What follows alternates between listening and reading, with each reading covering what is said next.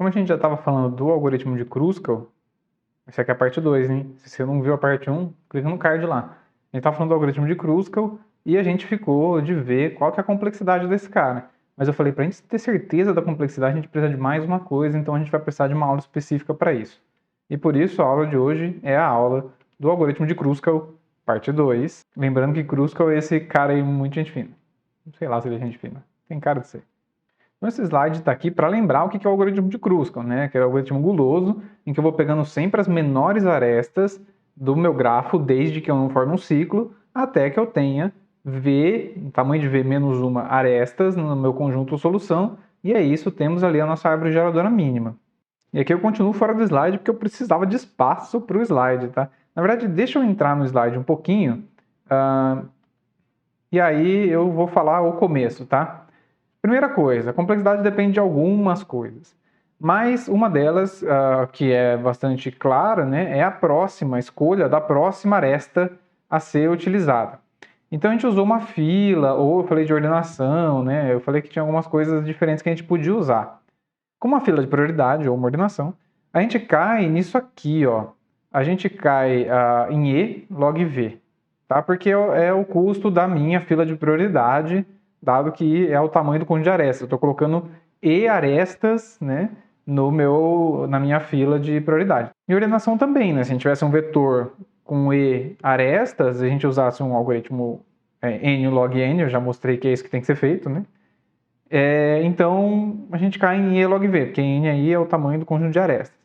Uma coisa que é importante de se notar, e aqui eu vou precisar sair sim da tela. Dá uma olhadinha nessa linha aqui, tá? Rapidão, não é muito difícil não. O tamanho do conjunto de arestas, sem dúvida nenhuma, é menor ou igual ao tamanho do conjunto de vértices ao quadrado.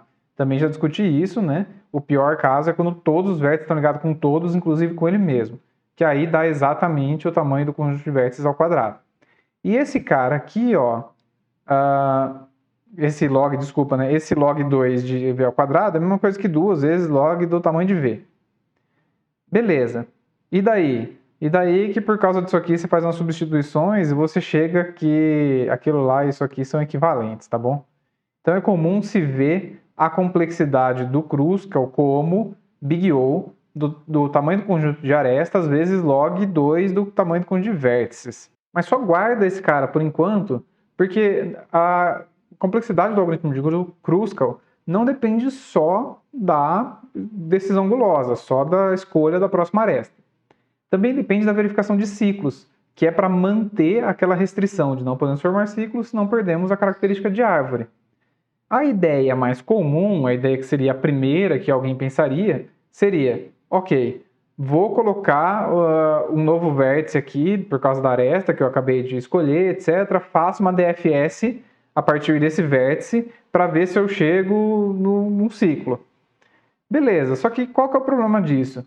Toda vez que você adiciona uma nova aresta na sua solução, você faz uma DFS. Uma DFS a complexidade dela é do tamanho do vértices, né? Na verdade, você tem um tamanho de aresta ali também, então tem um mais porque você percorre. Se você tiver na matriz de adjacência, vai ficar o tamanho de vértices ao quadrado.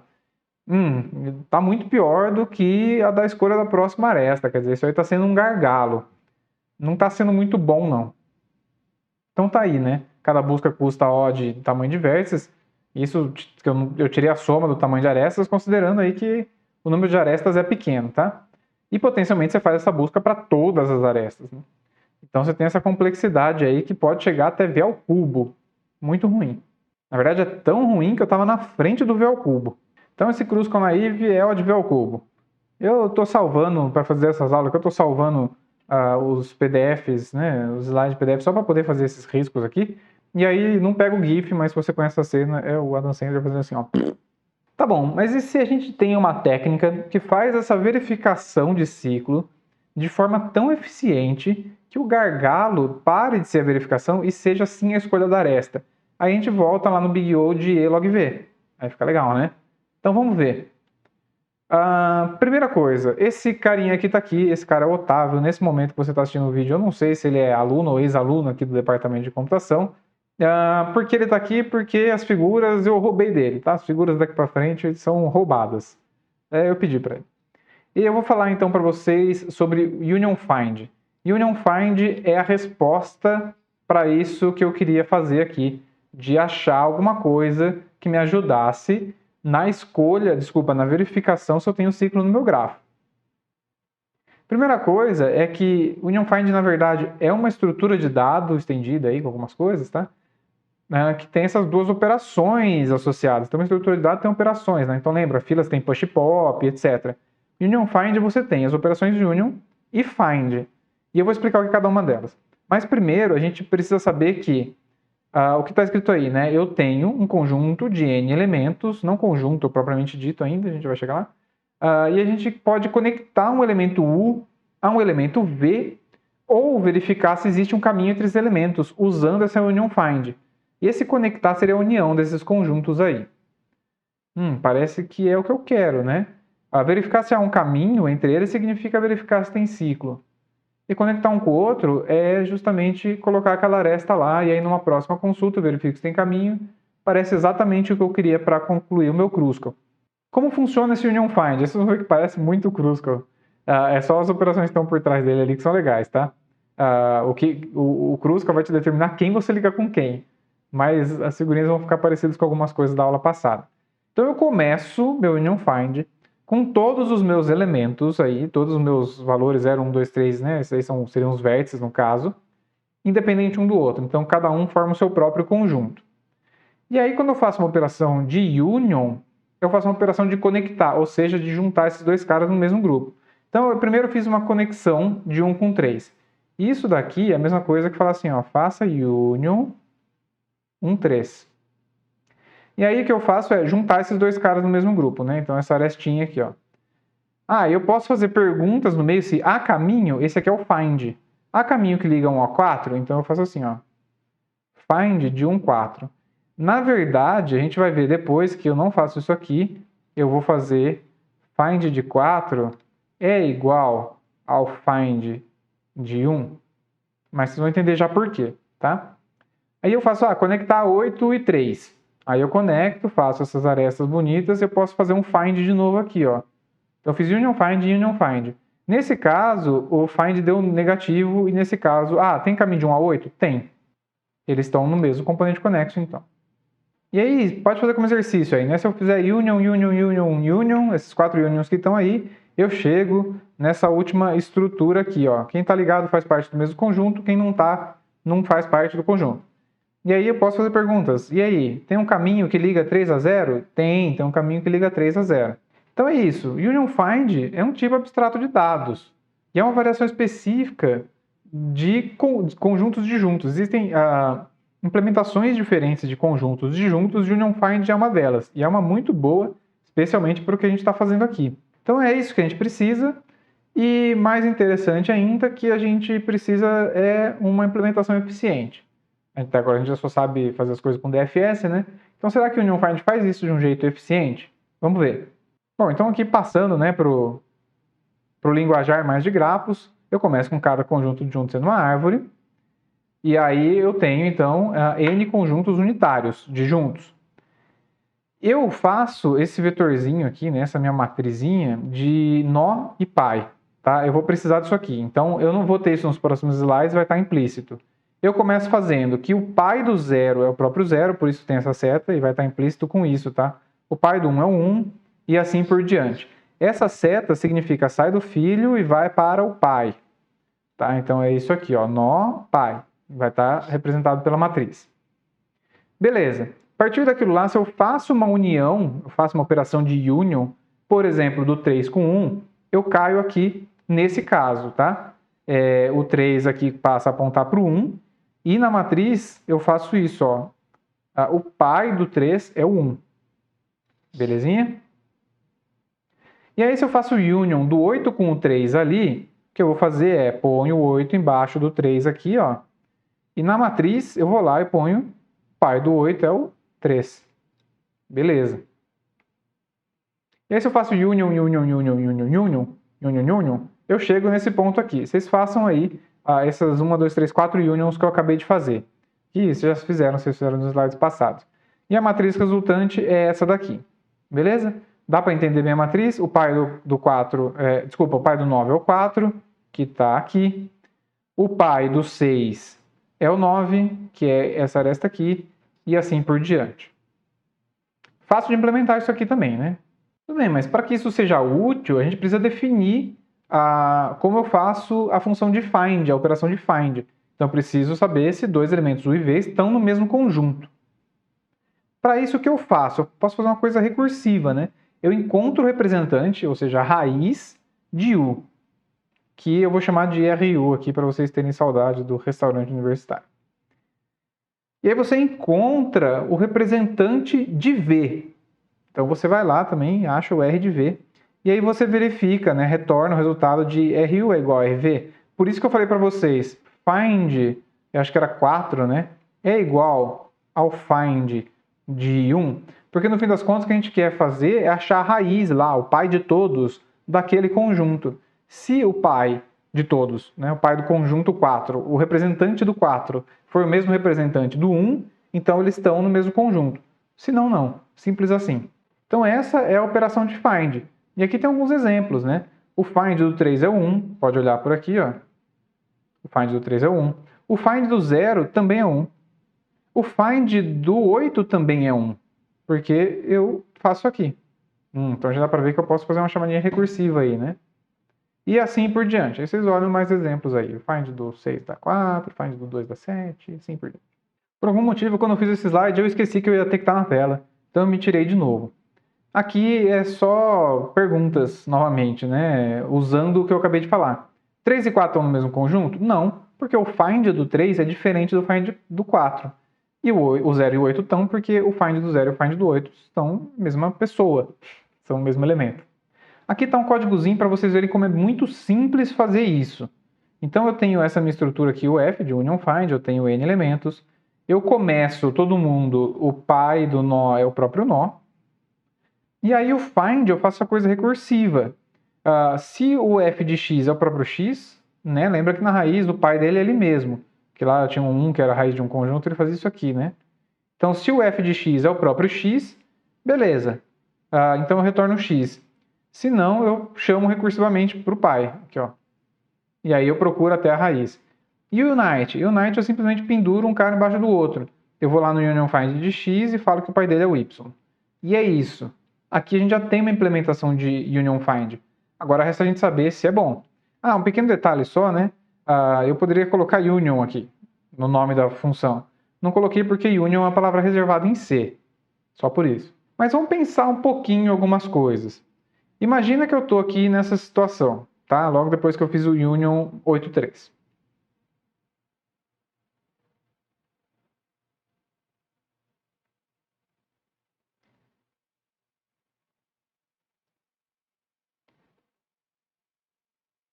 Enquanto antes de eu fazer esse union, a altura desse conjunto aqui, né, da árvore que descreve esse conjunto, estava só 1, né, então eu chamo de altura 0 quando não tem ninguém, então estava 1. Na hora que eu coloquei o 8 aqui embaixo, passou a ter a altura 2. Então eu estou aumentando a minha altura. Se eu fizesse o union do 9 com 8, e o 9 ia aparecer aqui embaixo, e eu ia aumentar a altura para 3. E assim por diante.